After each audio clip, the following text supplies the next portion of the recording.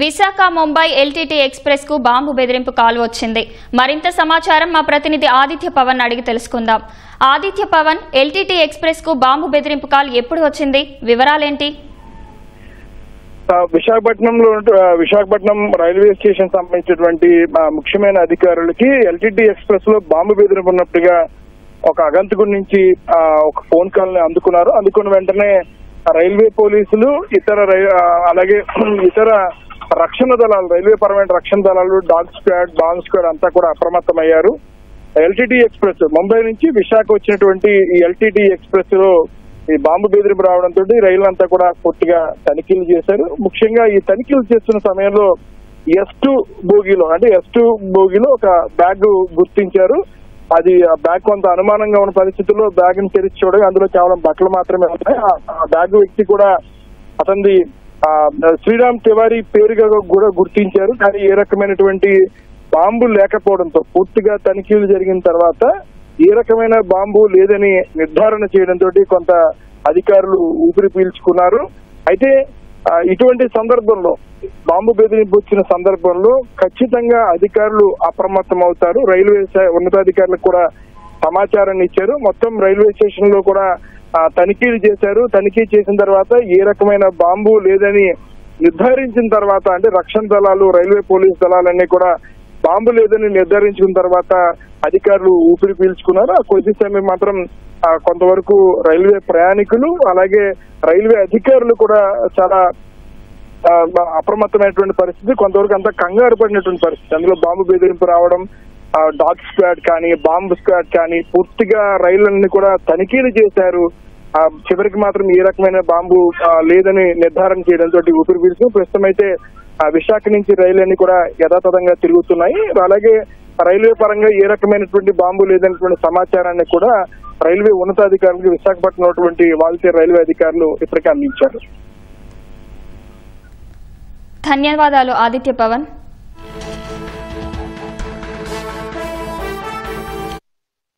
ఈరోజు ఉదయం ఒక మొబైల్ నంబర్ నుంచి బాంబ్ థ్రెట్ కాల్ రావడం జరిగింది.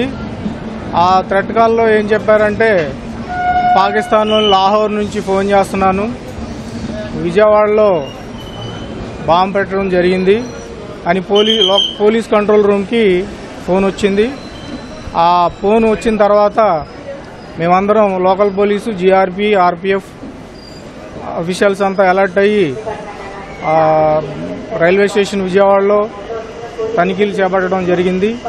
దీనికి bomb disposal squad, dog squad, GRP, local police, మా RPF సిబ్బంది అందరం కలిసి విజయవాడ రైల్వే స్టేషన్లోని అన్ని ప్లాట్ఫామ్లు తరోగా చెక్ చేయడం జరిగింది.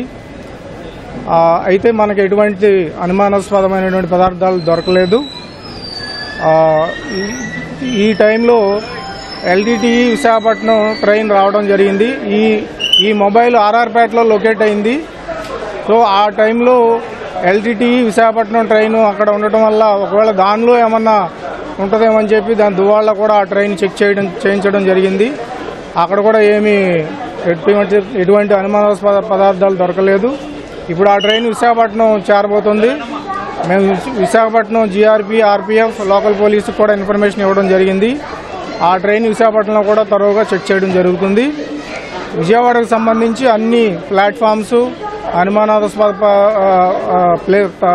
ప్లేస్లన్నీ తరోగా చెక్ చేయడం జరిగింది. అయితే ఇక్కడ ఎటువంటి అనుమానాస్పద పదార్థాలు దొరకలేదు.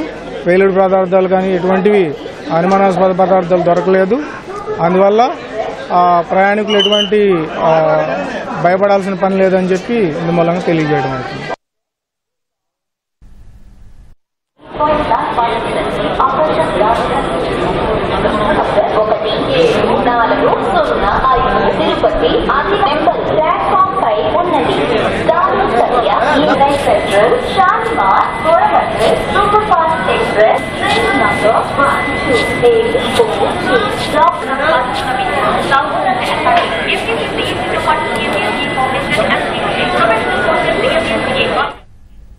విజయవాడ రైల్వే స్టేషన్లోనూ బాంబు బెదిరింపులతో పోలీసులు తనిఖీలు చేస్తున్నారు. మరింత సమాచారం మా ప్రతినిధి శ్రీనివాస్ మోహన్ అడిగి తెలుసుకుందాం.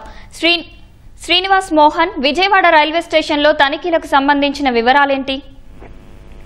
ఈ రోజు మధ్యాహ్నం విజయవాడ రైల్వే స్టేషన్ లో బాంబు పెట్టినట్టుగా కంట్రోల్ రూమ్ కి ఒక గుర్తించలేని వ్యక్తి నుంచి ఫోన్ రావడంతో ఇటు రైల్వే భద్రతా బలగాలు, జీఆర్పీ పోలీసులు, అలాగే బాంబ్ స్క్వాడ్ బృందాలు అప్రమత్తమయ్యాయి. రైల్వే స్టేషన్ లో ఉన్నటువంటి అన్ని ప్లాట్ఫామ్లతో పాటు రైల్వే స్టేషన్ పరిసరాలను బాంబ్ స్క్వాడ్ బృందాలు విస్తృత స్థాయిలో పరిశీలన జరిపాయి. మొత్తం రైల్వే స్టేషన్ మొత్తాన్ని జల్లెడపట్టడం జరిగింది.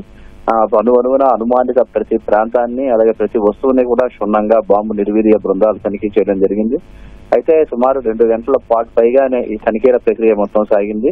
ప్రయాణికులు ఎవరికి అలాగే రైల్వే రాకపోకలకు సంబంధించి ఎలాంటి ఇబ్బంది లేని రీతిలోనే ఈ మొత్తం తనిఖీల ప్రక్రియను అయితే నిర్వహించారు. ఆ తర్వాత ఈ వచ్చినటువంటి ఫోన్ కాల్ ఏదైతే కంట్రోల్ రూమ్ కి వచ్చిందో ఇది మహారాష్ట్రలో ఉన్నటువంటి లాతూర్ నుంచి వచ్చినట్లుగా ప్రాథమికంగా అభిప్రాయానికి వచ్చారు. అంటే అలాగే ఈ రోజు ఉదయం కూడా విజయవాడలో ఉన్నటువంటి బీసెంట్ రోడ్ లో LIC కార్యాలయం కూడా బాంబు బెదిరింపు వచ్చింది. ఒకే రోజు 2 చోట్ల వేర్వేరు సమయాల్లో ఈ కాల్స్ రావడం పోలీసుల్ని మొత్తం 2 చోట్లకు పరుగులు పెట్టించింది. అయితే బీసెంట్ రోడ్ లో పెద్ద వ్యాపార సముదాయం, వ్యాపార కార్యకలాపాల ప్రారంభానికి ముందు ఈ సమాచారం రావడం, మొత్తం కార్యకలాపాలు ఎక్కడ ఏమాత్రం ఆటంకం లేని విధంగానే బీసెంట్ రోడ్ లో తనిఖీలు జరిగాయి. ఆ తర్వాత కొద్దిసేపటికే రైల్వే స్టేషన్ లో బాంబు సంబంధించిన సమాచారం రావడంతో పోలీసులు అప్రమత్తమై 2 చోట్ల అక్కడ తనిఖీలు నిర్వహించడం జరిగింది. నిన్న విజయవాడ నగర సమీపంలో ఉన్నటువంటి తాడిగడప ప్రాంతంలో కూడా కొందరు అనుమానితులను పోలీసులు అదుపులోకి తీసుకున్న నేపథ్యంలో తరువాత వరుసగా 2 చోట్ల ఫోన్ కాల్స్ రావడంతో పోలీసులు మరింత నిశ్చితంగా ఫోన్ కాల్ సంబంధించిన అంశాలపై పరిశీలన అయితే జరుపుతున్నారు. ధన్యవాదాలు శ్రీనివాస్ మోహన్.